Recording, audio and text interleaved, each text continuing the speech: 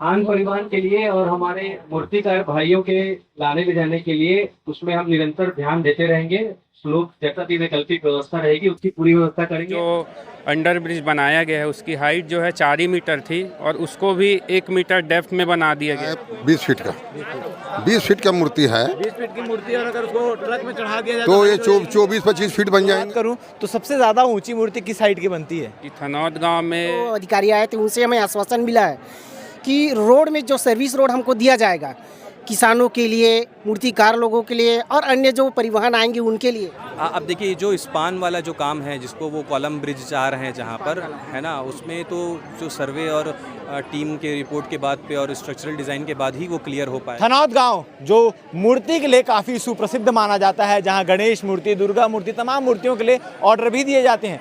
1 महीने बाद गणेश चतुर्थी आनी है और इसको लेकर बवाल काफ़ी लंबे समय से चल रहा है कि जो भारतमाला प्रोजेक्ट चल रहा है उसके चलते अब जो बड़ी बड़ी मूर्तियां हैं वो इस पार से उस पार नहीं जा पाएंगी, क्योंकि बीच में रुकावट आ गई है। अंडरब्रिज बन चुका है और जिस अंडरब्रिज की ऊंचाई जो है काफ़ी छोटी, जिस बात को लेकर गाँव वाले, किसान और तमाम मूर्तिकार लोगों ने आज धरना दिया। ये धरना कहने के लिए तो अभी समाप्त हो चुका है मगर पूरी तरीके से समाप्त नहीं हुआ है, क्योंकि धरना करने वाले लोगों को आश्वासन दिया गया है सरकार की ओर से, मगर इनका साफ तौर पर कहना है कि अगर आश्वासन की पूर्ति नहीं होगी तो वापस धरने पर बैठेंगे और फिर से बवाल होगा अगर हमारी बात नहीं मानी गई तो। मूर्तिकार हमारे साथ हैं, इनसे बातचीत करते हैं कि इनका क्या मसला है, क्योंकि 1 महीने बाद है गणेश चतुर्थी। 1 महीने में क्या हल निकल कर आता है, सरकार क्या हल इनके लिए लेकर आती है? जी, मूर्तिकार के अगर नज़रिए से देखा जाए तो पहली परेशानी क्या है अभी? जी जय जोहार।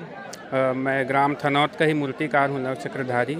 और हमारा मुख्य रूप से परेशानी यही था कि जो अंडर ब्रिज बनाया गया है उसकी हाइट जो है 4 ही मीटर थी और उसको भी 1 मीटर डेप्थ में बना दिया गया है रोड लेवल से। तो अभी की स्थिति में ये है एक बारिश के बाद कि वहाँ से ना कोई 2 पहिया वाहन ना 4 पहिया किसी भी प्रकार का वाहन वहाँ से आवागमन नहीं कर पा रहा है। उसके लिए पूरे ग्रामवासियों ने और मूर्तिकारों ने मिलकर एक आंदोलन आज किया है, जिसमें सरकार के जो सरकारी कर्मचारी आए थे उनकी पहल रही कि भाई उस ब्रिज की जो हाइट है उसको तोड़कर 4 मीटर से सीधा 6-6.5 मीटर की हाइट किया जाए, लगभग 18 फीट की रोड लेवल से।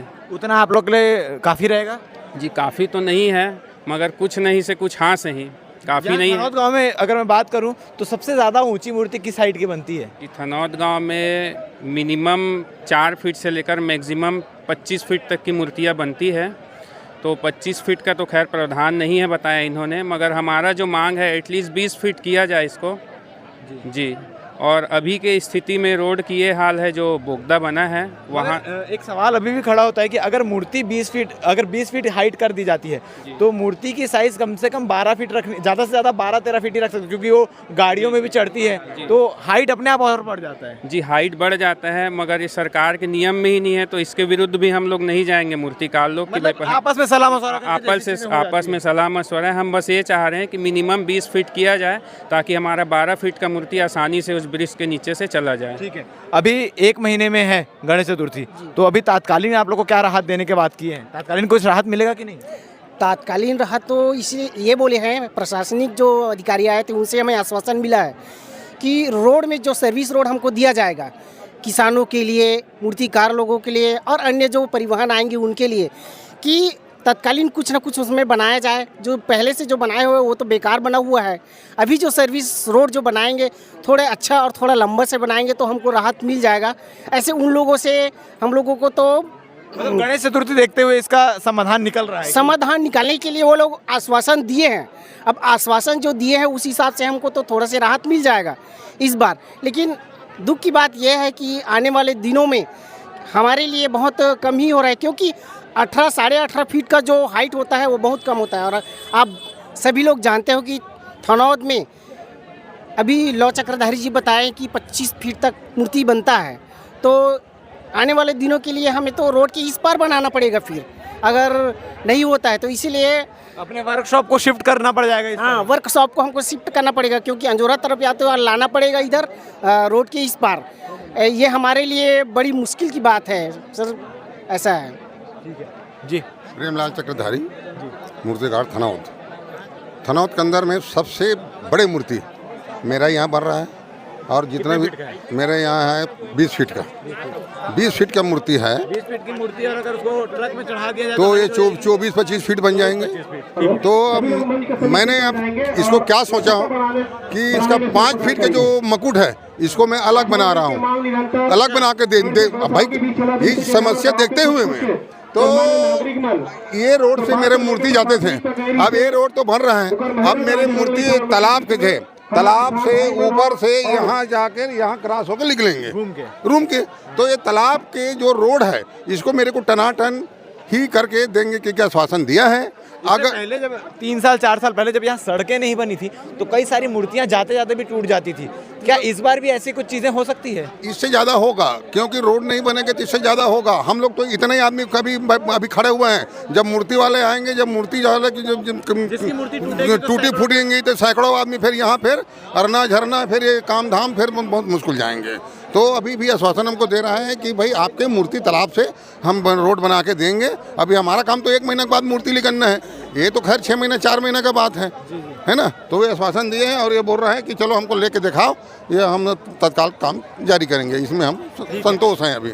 ठीक है, तो ये आप लोगों ने सुना कि किस प्रकार से जो मूर्ति बनाने वाले जिनको तत्कालिक राहत चाहिए, क्योंकि 1 महीने बाद गणेश चतुर्थी है। किसान भी हमारे साथ मौजूद है, इनसे भी बातचीत करते हैं कि इनका क्या मसला है। जो मूर्ति बनाते हैं उन्होंने अपनी परेशानी बताई कि किसानों की क्या परेशानी आ रही है इस गांव में। सबसे बड़ी परेशानी किसानों की है सर, क्योंकि हमारा क्षेत्र किसानी क्षेत्र है। यहाँ पे धान जो है तो टोटल रकबा किसानों का लगभग 2500 एकड़ रकबा धान का है और पूरा डूबान एरिया है। हर साल बाढ़ आता है, बाढ़ में डूब जाता है। क्योंकि अभी यहाँ पे भारतमाला रोड नहीं बना हुआ है, तब तक क्या है पानी क्या है 2-3 दिन में खाली हो जाता है। जब भारतमाला रोड बन जाएगा तो पानी 2-3 दिन का 10 दिन लगेगा और उसमें हम लोग किसान लोग को फसल पूरा चौपट हो जाएगा। हम लोग यही मांग है कि जो आप रोड बनाए उसमें कोई दिक्कत नहीं है, शासन की योजना है, हमको हमारी सुविधा के लिए है, लेकिन एक सुविधा दीजिए कि जहाँ पे आप मट्टी पुटिंग करें नदी नाले में, उसका ब्रिज का लंबाई बढ़ा दीजिए ताकि पानी का वो अंडरपास जो है आसानी से हो सके, पानी का फ्लो अच्छा बने, पानी का फ्लो अच्छा बने सके। क्योंकि अभी खुले की स्थिति में पानी का जो बाढ़ का जो क्षेत्र है पूरा गांव तक आता है। जिस दिन रोड बन जाएगा वो पानी पूरा गांव में घुस जाएगा। अभी जब प्रशासन के जो अधिकारी आए थे उनसे आपकी बातचीत हुई है, उन्होंने सहमति भी जताई है, तो क्या क्या चीज़ें हैं जिस पर सहमति बनी हुई है?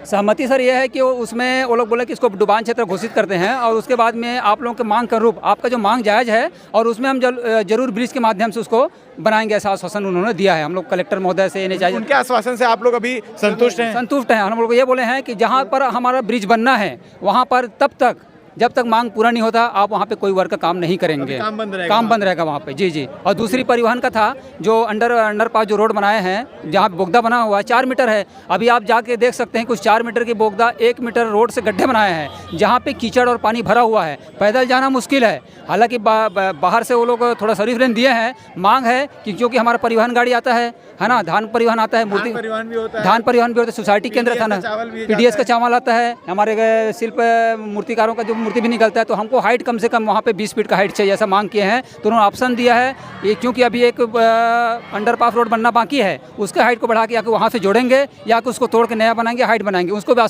जब तक उसका निराकरण नहीं होगा गाँव की समस्या का निराकरण नहीं होगा। ठीक है, तो आपने सुना किस प्रकार से मूर्तिकार हो या किसान उनकी क्या क्या समस्याएं थी, और समस्या के बाद अब जो है नायब तहसीलदार ने साफ तौर पर ये चीज़ बताई है कि सारी जो शर्तें थी उसको मान ली गई है। और जिस अंडरब्रिज का जिक्र काफ़ी लंबे समय से हो रहा था कि वहाँ से मूर्तियाँ निकलेंगी कि नहीं निकलेंगी, और जो धान की गाड़ियाँ हैं, PDS चावल की गाड़ियाँ, वो निकलेंगी कि नहीं निकलेंगी, तो उसमें भी एक राय दी गई है। उसमें भी एक ऑप्शन रखा गया कि या तो उस अंडरब्रिज को तोड़कर उसकी हाइट बढ़ाई जाएगी या तो दूसरे अंडरब्रिज तैयार करके उससे रास्ता को जोड़ा जाएगा। अब क्या कुछ चीज़ें आगे होती है देखने वाली बात है। इस पूरे मसले को लेकर जो प्रशासनिक अधिकारी है वो क्या कह रहे हैं आप आगे बाइट में सुनिए।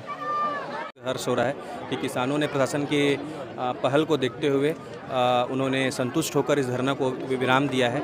और जो जल निकासी की समस्या है, जब तक रोड बन रहा है तब तक हमने ये बात की है कि जो टेम्प्रेरी व्यवस्था है उस पर हम काम करेंगे और जब जब जरूरत पड़ेगी तब जल निकासी की ड्रेनेज की व्यवस्था की जाएगी। देखा गया कि यहाँ पे जितने भी किसान हैं वो जो फसल उनकी जो बर्बाद है उनका मुआवजा संबंधित कैसे करेंगे?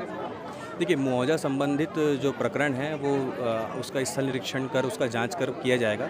अधिकतर ये फसल बीमा के क्षेत्र के अंतर्गत आता है तो मुझे लगता है कि किसान इस पर जो फसल बीमा क्लेम करेंगे और उन्हें बीमा का लाभ मिलेगा। मूर्तिकारों ने भी अपनी समस्याएं रखी जी, हैं, उसके लिए जो ब्रिज की हाइट बढ़ाने की जो बात है उस पर सहमति बनी है। प्रशासन ने भी सकारात्मक रूप से इसको अवगत कराया है और 3 विकल्प पर, जैसा कि मुझे ज्ञात हुआ है, 3 विकल्प पर काम चल रहा है। किसी भी एक विकल्प पर मुहर लग जाएगी और जो हाइट है मुझे पूरी उम्मीद है कि वो बढ़ जाएगी। हाईवे की तरफ से क्या संज्ञान में आया है? क्या संज्ञान में यही आया है कि जो 5.5 मीटर जो स्टैंडर्ड हाइट है लगभग 17 या 18 फीट के आसपास, उसके लिए वो भी प्रतिबद्ध हैं और वो भी प्रयास कर रहे हैं। प्रशासन तरफ से भी एक जो गांव वालों की मांग है उसको कलेक्टर साहब के माध्यम से उनको अवगत कराया गया है। तो किसी भी एक विकल्प पर जो NHAI तय करेगा उस पर काम होगा।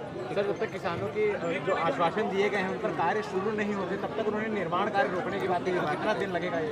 अब देखिए, जो स्पान वाला जो काम है जिसको वो कॉलम ब्रिज चाह रहे हैं जहाँ पर, है ना, उसमें तो जो सर्वे और टीम के रिपोर्ट के बाद पे और स्ट्रक्चरल डिज़ाइन के बाद ही वो क्लियर हो पाएगा। तो मैंने यहाँ पर भी जब किसानों को संबोधित किया या प्रशासन की मांगों से अवगत कराया तो उन्होंने बताया कि इसमें समय लगेगा और क्या निर्णय आएगा ये भविष्य के गर्भ में ही है। पर हाँ, जो अंडरब्रिज की जो ऊंचाई है वो ज़रूर बढ़ेगी।